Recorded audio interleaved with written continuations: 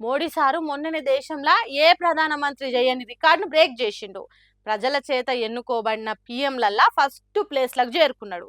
ఈ 12 ఏండ్ల పాలనల దేశాన్ని ఎంత ముంగటికి తీసుకుపోయిండు, రూపాయి విలువను ఎంత పైకి తీసుకుపోయిండు, పేపర్ లీకులకు ఎంత సక్సెస్ఫుల్గా కానిచ్చిండు, ఏడాదికి 2 కోట్ల కొలువులు వద్దన్నా ఎట్లా ఇయ్యగలిగిండు అనేది, ఎన్నికలు అయిపోయినాక పెట్రోల్ డీజిల్ రేట్లను ఏ తిరగ పెంచిండనే బొచ్చడి రికార్డులు చూసినాం కదా.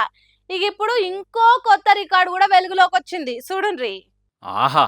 అక్కడెక్కడనో ఆదిలాబాద్ అడవులలో ఉండవలసిన కుంతాల జలపాతము హైదరాబాద్ కోవిలో పార్సిల్ చేసి తీసుకొచ్చినట్టే ఉంది కాదు. చూడ్రి జలపాతం కింది నుంచి ఎట్లా పోతున్నారో జనాలు. ఇది హైదరాబాద్ నడి పట్టణంలో ఉన్న Begumpet railway station. Modi sir పోయినేడాది రిబ్బన్ కత్తిరించి ఆధునీకరించిన రైల్వే స్టేషన్ ను సురువు చేసిండు.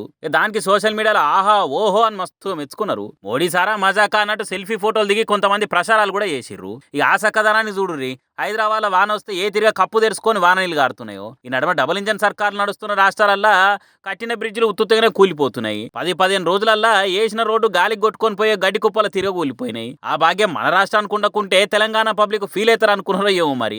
ఇంత మంచి గట్టిచ్చిరు మోడీ సారు. ఇక తెలంగాణలో డబుల్ ఇంజన్ సర్కార్ రాకముందే ఇట్లున్నదంటే వస్తే ఇంకెంత మంచిగా ఉంటుందో మనసులో ఆలోచనలు కలిగేటట్టు చేస్తున్నారు. మరి లేకుంటేంది, ఒక్కటి కాదు రెండు కాదు 26,55,00,000తో కట్టిన బేగంపేట రైల్వే స్టేషన్ ఇట్లా అంటే మామూలు ముచ్చట. దీన్ని మోడీ సార్ కత్తిని బట్టి రిబన్ కటింగ్ చేసుడు అంటే ఇది కూడా ఒక రికార్డ్ అన్నట్టే కదా. అమృత భారత్ పథకం కింద స్టేషన్ ఇంత మంచిగా తీర్చిదిద్దుతారనేది తెలిసినా మనం ఎవ్వలం ఏమనొద్దు.